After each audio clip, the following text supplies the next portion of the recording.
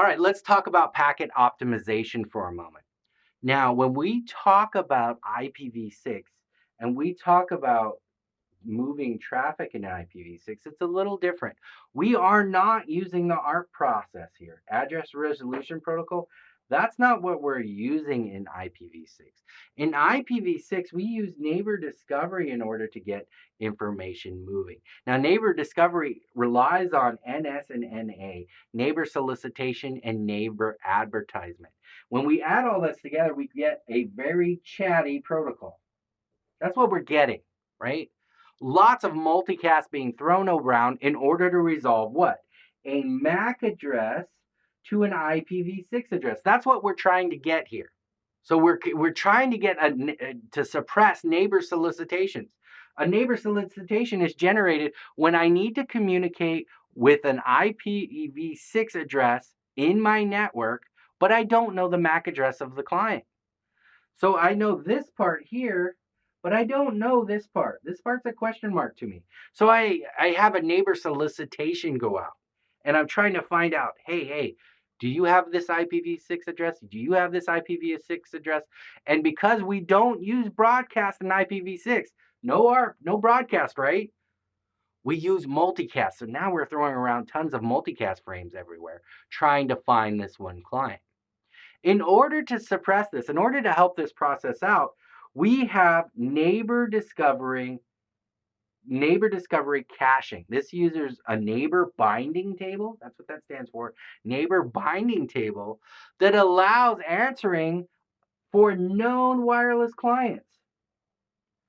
So what's going to happen is once a neighbor responds, I send out a neighbor solicitation, and a neighbor responds with a neighbor advertisement. I'm going to now store that neighbor advertisement in my neighbor binding table. My neighbor binding table is going to say, I have you now. You are MAC address 24. You have this IPv6 address. So if ever there's another client down here, let's say there's another laptop here. Ooh, I drew that very poorly. It's connected up through that particular wireless LAN controller. And then it wants to contact this machine up here.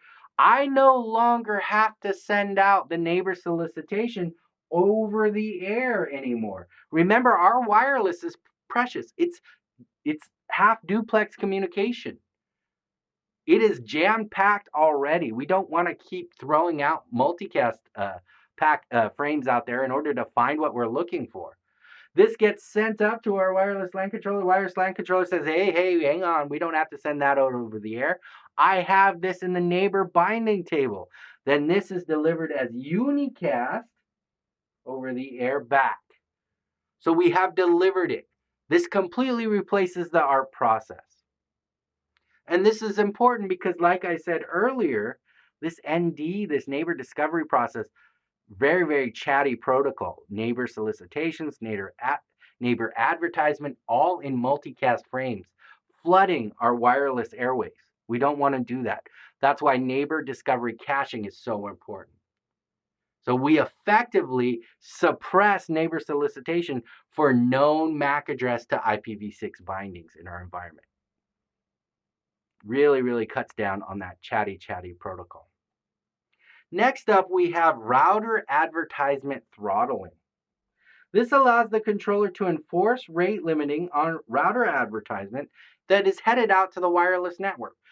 What did I just say on the last slide? Our wireless environment is precious. We don't want to generate any traffic over the air that we don't have to, because it's all half duplex communication. It gets really bound up if we do that. Very important to suppress any traffic we can. So RA throttling says, hey, we're going to limit the number of RAs that we're actually sending to our wireless network. We're going to try and set this to the minimum frequency that will maintain IPv6 connectivity. The minimum. This reduces the total number of multicast packets that is received and processed. This optimizes airtime. This is the most important. This is 90% of the equation here. This optimizes airtime. We're not constantly broadcasting those silly multicast frames, taking up time we could be sending something else. And the other 10% of this is it saves the battery life of mobile clients in the area because they're not constantly processing those frames as they receive them as well.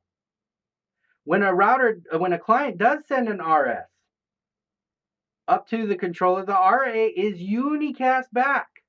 So when we do actually send a request, we say, hey, what is the RA? What is the router advertisement? The router advertisement is sent directly back to that client through unicast. This ensures that the client receives the RA from the right VLAN, but other clients do not necessarily receive that RA if it's not needed. It's like if you're in a class and someone asks a question, and that question is off topic, everybody in the class has to listen to the answer of that question, right? Let's say you're in astronomy class and somebody asks, what's the consistency of peanut butter? Everybody in that class is, what? I don't need to hear the answer to this. You're wasting my time. RA throttling ensures we're not wasting everybody's time because you do not receive the answers to the unnecessary questions. You do not receive RAs when you do not request them. Only clients that request the RAs will actually receive them.